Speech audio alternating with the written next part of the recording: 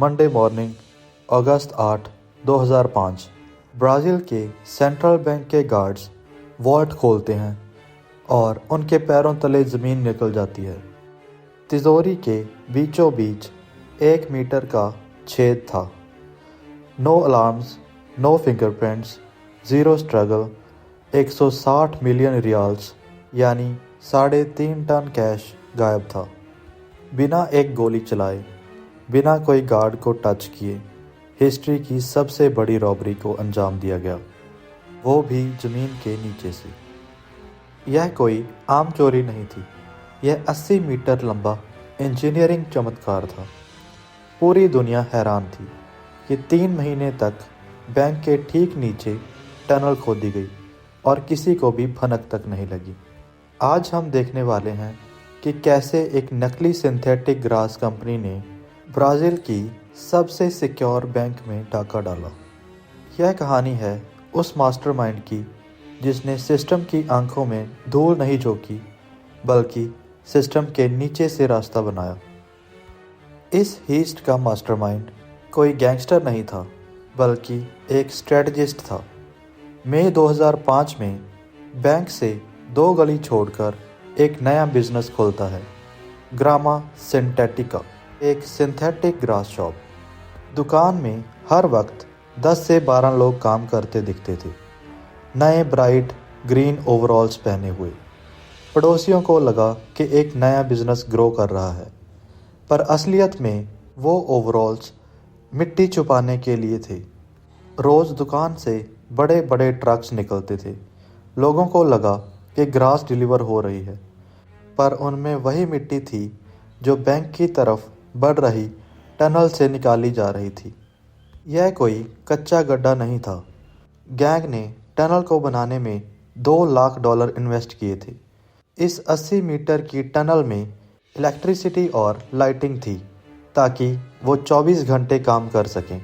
इस टनल में air conditioning लगाई गई थी ताकि दम ना घुटे, और वॉल्स को वुड और प्लास्टिक से रीइंफोर्स किया गया था ताकि टनल कोलैप्स ना हो। उनका सर्कुलेशन इतना एक्यूरेट था कि वो बैंक के नीचे पहुंचे, पर ऊपर के सेंसर्स को एक वाइब्रेशन तक महसूस नहीं हुई। ऐसा क्यों? क्योंकि उन्होंने बैंक के ब्लूप्रिंट चुरा लिए थे। उन्हें पता था कि वॉल्ट की दीवार कहाँ ख़त्म होती है और फ्लोर कहाँ से शुरू होता है। 3 महीने तक यह लोग ज़मीन के नीचे चूहे की तरह खोदते रहे। ब्राज़ील की सर्दी थी, टनल के अंदर पसीना छूट रहा था। उन्हें सिर्फ एक चीज़ का डर था, अगर एक भी गलत मोड़ लिया तो वो वॉल्ट की जगह सीवेज या किसी और कमरे में निकल जाते। लेकिन अगस्त की उस फ्राइडे रात को उनका ड्रिल बिट एक ऐसी चीज़ से टकराया जो मिट्टी नहीं थी। वो 1.1 metre thick steel reinforced concrete था। टारगेट मिल चुका था। फ्राइडे अगस्त 5 बैंक बंद हो चुका था और वीकेंड शुरू हो चुका था। टनल के एंड पर गैंग का सबसे एक्सपीरियंस्ड बंदा एक स्पेशलाइज्ड इंडस्ट्रियल ड्रिल उठाता है। उन्हें 1.1 मीटर थिक रीइंफोर्स्ड कंक्रीट फाड़ना था। यह सबसे बड़ा रिस्क था। एक गलत वाइब्रेशन और बैंक का सेस्मिक सेंसर अलार्म बजा देता।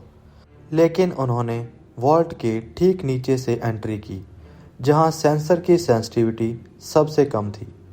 घंटों की मेहनत के बाद फ्लोर में एक छेद हुआ।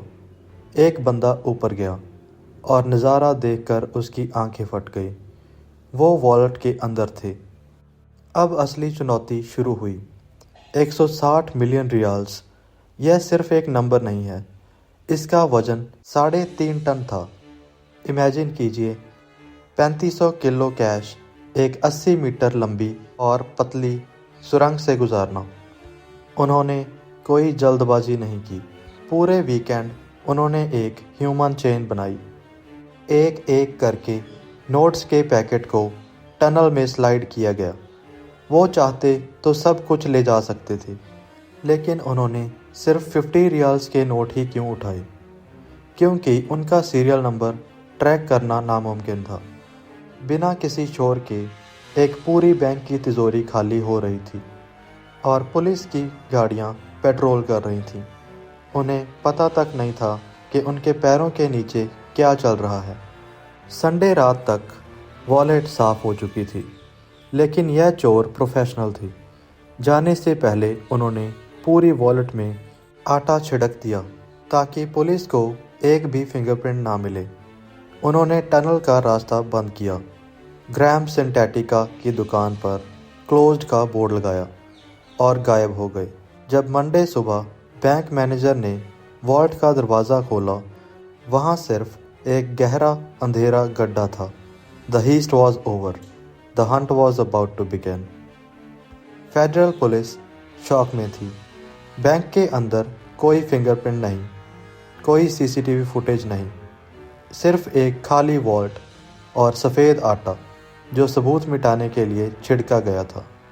लेकिन इन्वेस्टिगेटर्स ने टनल के रास्ते को रिवर्स ट्रैक किया। वो निकलते हैं ग्राम सिंथेटिका शॉप पर। दुकान खाली थी, पर वहाँ एक ऐसी चीज़ मिली जिसने गैंग की किस्मत बदल दी। एक पुराना रिसिप्ट, एक फ़ैन का बिल। उस बिल पर एक नाम था और वहीं से पहली कड़ी यानी लिंक मिला। पुलिस ने दुकान की दीवारों को नहीं, बल्कि टनल की छत को स्कैन किया। उन्हें पता था कि टनल में रोशनी के लिए बल्ब्स लगाए गए होंगे और वहीं उन्हें जैकपॉट मिला। एक लाइट बल्ब जो शायद ठीक से टाइट नहीं था, उसे किसी ने बिना दस्तानों के छुआ था। एक सिंगल फिंगरप्रिंट, और उस फिंगरप्रिंट ने पुलिस को पॉल सर्जियो के पास पहुंचाया। अब गेम बदल चुका था। पुलिस को पता चल गया था कि यह कोई इंटरनेशनल गैंग नहीं, बल्कि ब्राज़ील के ही लोकल एक्सपर्ट्स हैं। चोरी करना आसान होता है, पर इतनी बड़ी रकम को छुपाना नामुमकिन। अगले कुछ हफ्तों में फोर्टालिज़ा के कार शोरूम्स में अचानक लोग कैश से भरी बैग्स लेकर लग्जरी कार्स खरीदने लगे। एक ट्रक इंटरसेप्ट किया गया जिसमें कैश छिपा था। पुलिस को लगा उन्होंने सब पकड़ लिया है, पर उन्हें यह पता नहीं था कि असली खतरा पुलिस नहीं थी। गैंग के अंदर गद्दारी शुरू हो चुकी थी। पैसा जितना ज़्यादा, गैंग मेंबर्स की जान उतनी ही खतरे में थी। पैसा मिल गया, लेकिन सुकून चला गया। 160 मिलियन रियाल्स की खबर सिर्फ पुलिस तक नहीं पहुंची थी। ब्राज़ील के सबसे खतरनाक गैंग्स और करप्ट पुलिस ऑफिसर्स को भी इसकी बो आ गई थी। सबसे पहला बुरा अंजाम हुआ लुइस रिबेरो का, जो इस पूरे प्लान का मास्टरमाइंड माना जाता था। हीस्ट के कुछ ही हफ्तों के बाद उसे किडनैप कर लिया गया। उसका परिवार पैसा देने के लिए तैयार था, लेकिन किडनैप करने वाले कोई आम लोग नहीं थे। $2 मिलियन देने के बाद भी लुइस की बॉडी एक रोड के किनारे मिली। पैसा उनका सबसे बड़ा दुश्मन बन चुका था। पुलिस ने पूरे ब्राज़ील में छापा मारा।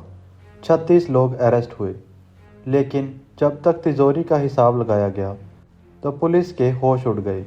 160 मिलियन रियाल्स में से सिर्फ 20 मिलियन ही रिकवर हो पाए। बाकी का पैसा कहाँ गया? कुछ कहते हैं कि वो ज़मीन में गाड़ दिया गया, और कुछ लोग कहते हैं कि वो करप्ट ऑफिशियल्स की जेब में चला गया। आज 20 साल बाद भी ब्राज़ील की मिट्टी में कहीं ना कहीं वो चोरी का पैसा दबा हुआ है। गैंग के आधे लोग मारे गए और बाकी जेल में सड़ रहे हैं। फोर्टालिज़ा का यह बैंक हीस्ट आज भी क्रिमिनल हिस्ट्री की टेक्स्ट बुक्स में पढ़ाया जाता है। यह कहानी उस सिंथेटिक ग्रास शॉप की है, उस 80 मीटर टनल की है और उस सिस्टम की है जो अपने ही नीचे हो रही खुदाई को सुन नहीं पाया। लेकिन अंत में सवाल वही रह जाता है, क्या यह रॉबरी सफल थी? पैसा तो मिल गया, लेकिन उसे खर्चने के लिए कोई जिंदा नहीं रहा। It was the crime that redefined robbery and the curse that destroyed the robbers.